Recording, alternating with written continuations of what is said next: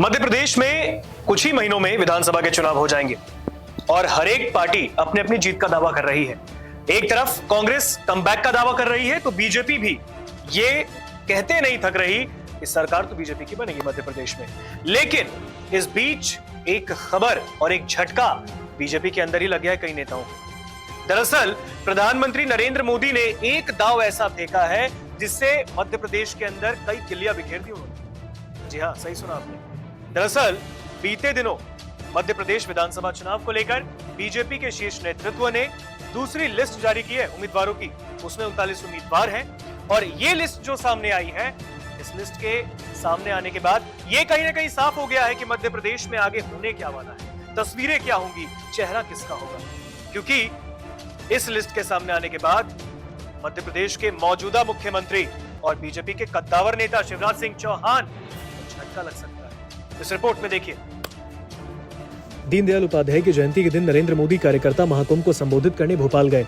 कथित तौर पर करोड़ों रुपए से भी ज्यादा खर्च करके बुलाए गए सम्मेलन में 10 लाख बीजेपी कार्यकर्ताओं के पहुंचने का दावा किया गया, लेकिन पूरी ताकत झोंकने के बाद भी दावे का 1/4 कार्यकर्ता मुश्किल से पहुंचे।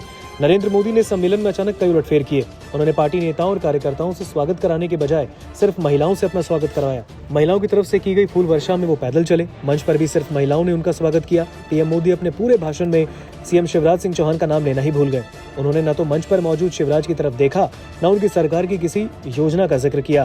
प्रधानमंत्री ने महिला आरक्षण विधेयक का जिक्र कई बार किया, लेकिन शिवराज की लाडली बहना योजना की कोई बात नहीं की, जबकि शिवराज इसी योजना के जरिए गेम चेंजर बनने का सपना देख रहे हैं। इसके लिए प्रदेश की 1,35,00,000 महिलाओं को हर महीने 1250 रुपए भी दे रहे हैं। मोदी तो भाषण देकर चले गए, लेकिन बीजेपी के नेता और कार्यकर्ता इसी उधेड़-बुन में लगे रहे कि अब शिवराज का क्या होगा। उधर शिवराज और उनके करीबियों पर क्या गुजरी होगी, इसका सिर्फ अंदाज भर लगाया जा सकता है। शिवराज की बेबसी और चेहरे पर चढ़ी उदासी को सबने महसूस किया। इस बीच बीजेपी हाईकमान ने देर शाम अपनी दूसरी प्रत्याशी की लिस्ट जारी कर दी। ये लिस्ट कांग्रेस के लिए तो बड़ा झटका था, लेकिन उसने बीजेपी के दिग्गज नेताओं तक को हिला दिया। 39 प्रत्याशियों की दूसरी सूची में मोदी ने अपनी कैबिनेट के 3 प्रमुख सदस्यों के साथ कुल 7 सांसदों को विधानसभा प्रत्याशी बना दिया। जो नरेंद्र सिंह तोमर केंद्रीय कृषि मंत्री के रूप में प्रदेश के चुनाव प्रभारी बनकर दिल्ली से आए, अब मुरैना जिले की दिमनी विधानसभा सीट से चुनाव लड़ेंगे। राज्य मंत्री प्रहलाद सिंह पटेल और फग्गन सिंह कुलस्ते को भी विधानसभा चुनाव में उतारा गया। इन 3 केंद्रीय मंत्रियों के साथ 4 सांसदों गणेश सिंह, राकेश सिंह, उदय प्रताप सिंह और ऋति पाठक को भी विधानसभा का टिकट दे दिया गया। इन 3 केंद्रीय मंत्रियों के साथ 4 सांसदों गणेश सिंह, राकेश सिंह, उदय प्रताप सिंह और ऋति पाठक को भी विधानसभा का टिकट दे दिया गया।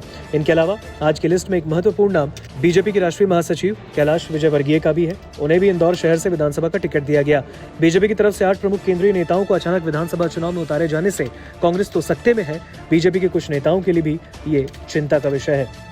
उधर शिवराज सिंह चौहान को एक ही दिन में दूसरा बड़ा झटका लगा। हालांकि अमित शाह ने पिछले महीने ये कह दिया था कि शिवराज अगले सीएम नहीं होंगे, लेकिन फिर भी वो पूरी ताकत से चुनाव की तैयारी में लगे थे। रैली में प्रधानमंत्री द्वारा उनका नाम न लिए जाने से उन्हें बड़ा झटका लगा। साथ ही ये बात और ज्यादा साफ हो गई कि अगर बीजेपी जीती तो अगले मुख्यमंत्री वो नहीं हो सकते। लेकिन दूसरी लिस्ट में प्रदेश के 4 बड़े नेताओं के नाम देखकर उन्हें और भी जोर का झटका लगा होगा। दरअसल नरेंद्र सिंह तोमर, कैलाश विजयवर्गीय, प्रहलाद सिंह पटेल और फग्गन सिंह कुलस्ते शिवराज के समकालीन है। सीएम की कुर्सी के लिए इन चारों के नाम भी चलते ही रहते हैं। इन चारों को एक साथ विधानसभा चुनाव में उतारकर मोदी ने एक बड़ी चुनौती शिवराज के सामने खड़ी कर दी है। अब तो सवाल ये भी उठ रहा है कि शिवराज सिंह चौहान विधानसभा चुनाव लड़ेंगे या फिर बिना लड़े राज्य में 5वीं बार बीजेपी सरकार बनाने के लिए प्रचार करेंगे। नमस्कार, मैं हूं मानक गुप्ता। अगर आपको हमारा ये वीडियो पसंद आया हो तो इसे लाइक और शेयर जरूर करें, और हाँ, हमें सब्सक्राइब और फॉलो करना ना भूलें ताकि आप देश और दुनिया की कोई खबर मिस ना करें।